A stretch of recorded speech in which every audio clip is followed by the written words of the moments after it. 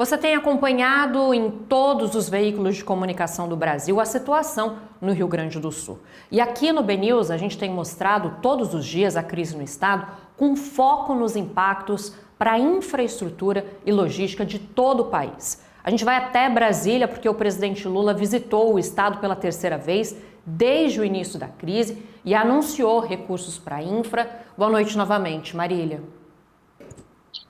Oi, Núria. Boa noite novamente para você e para todos que nos acompanham. Pois é, o presidente Luiz Inácio Lula da Silva esteve hoje no Rio Grande do Sul, levou alguns ministros para começar a anunciar algumas medidas para o estado, que foi devastado por essa crise climática. Hoje, o presidente Luiz Inácio Lula da Silva visitou alguns abrigos ao lado da primeira-dama Rosângela da Silva, a Janja, ao lado do presidente do Supremo Tribunal Federal, Luiz Roberto Barroso.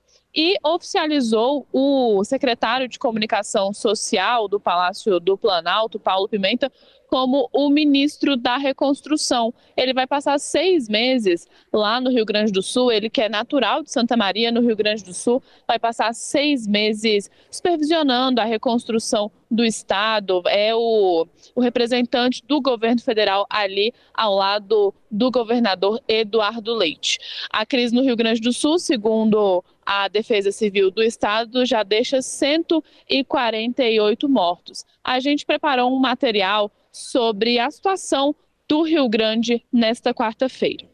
Mesmo dando uma trégua após um final de semana intenso, a chuva continua a gerar danos fortes ao estado, especialmente na região metropolitana de Porto Alegre.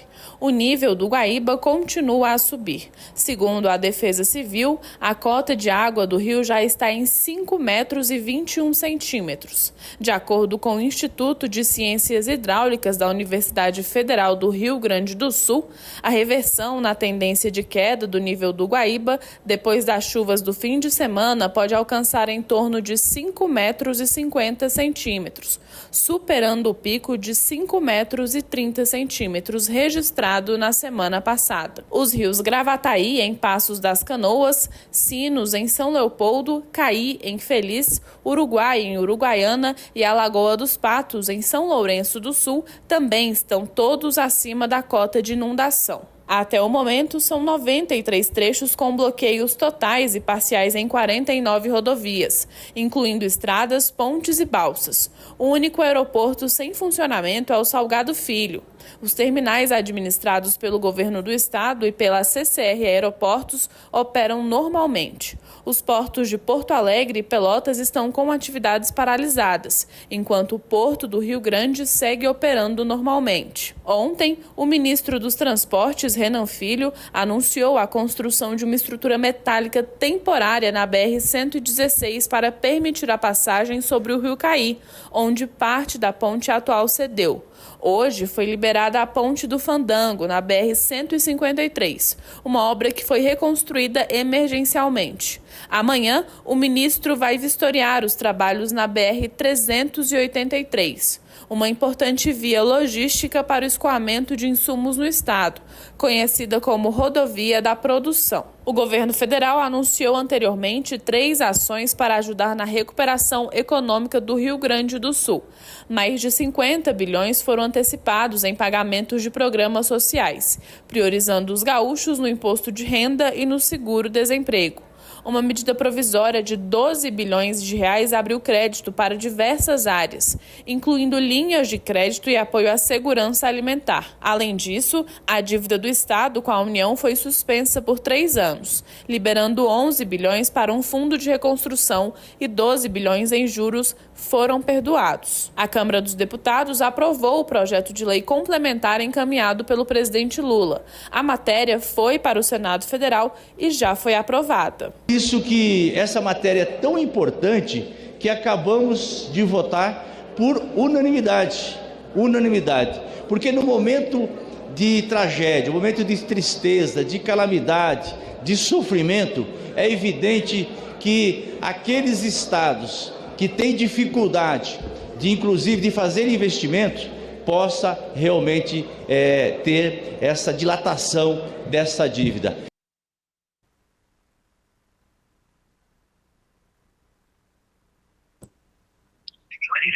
Pois é, o anúncio hoje foi o de R$ 5.100 para 200 famílias que foram atingidas por essas chuvas lá no Rio Grande do Sul, impacto de R$ 1 bilhão nos cofres públicos da União. Além disso, o governo anunciou mais 21 mil famílias inseridas no programa social Bolsa Família, e o ministro da Casa Civil, Rui Costa, afirmou que quem teve a sua casa destruída pelas cheias, perdeu tudo, pode procurar o governo federal, porque novas casas serão compradas para essas famílias no modelo daquele programa Minha Casa Minha Vida. Quem vai receber esse valor de R$ 5.000 aí, essas 200 mil famílias, vai receber via Pix pela Caixa Econômica. Outra medida também do governo federal é o saque FGTS antecipado no valor de até R$ 6.220. O presidente Luiz Inácio Lula da Silva volta hoje para Brasília e aí, segundo o ministro da Fazenda, Fernando Haddad, ele deve voltar novamente para o Rio Grande do Sul na próxima semana para anunciar outras medidas. Lembrando, Núria, que o estado está todo devastado, ainda debaixo de água. É preciso que essas águas escorram, né? E tem muita medida para ser tomada, por exemplo, medida nos portos e nos aeroportos, né? Tem 2 portos que estão sem funcionar e principalmente medidas nas estradas do Rio Grande do Sul. E o ministro dos Transportes, Renan Filho, não tem conseguido aí anunciar muitas medidas porque as águas precisam baixar. Então, o presidente Luiz Inácio Lula da Silva fez esse compromisso de acompanhar o Rio Grande do Sul e anunciar medidas aí a cada semana. Núria. Obrigada, Marília. Bom, falando em estradas, a Agência Nacional de Transportes Terrestres, a ANTT, divulgou hoje que são 46 pontos de bloqueio nas rodovias federais que cortam o Rio Grande do Sul. Vamos colocar aqui no telão? Olha só, são 34 interdições em rodovias concedidas, outras 47 interdições em 7 rodovias federais. Só a BR-116 tem 14 interdições, já nas rodovias estaduais são 96 pontos de bloqueio entre estradas, pontes e balsas.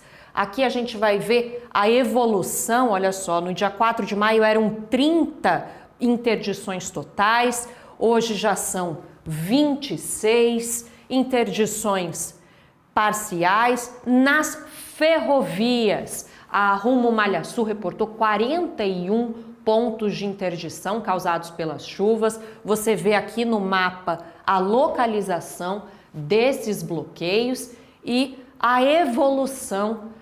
No dia 4 de maio, 63 interdições totais. Hoje aí, então, chegamos a 41. Esses bloqueios, claro, impactam toda a rede de transporte de carga, incluindo o Porto de Rio Grande, que segue aberto.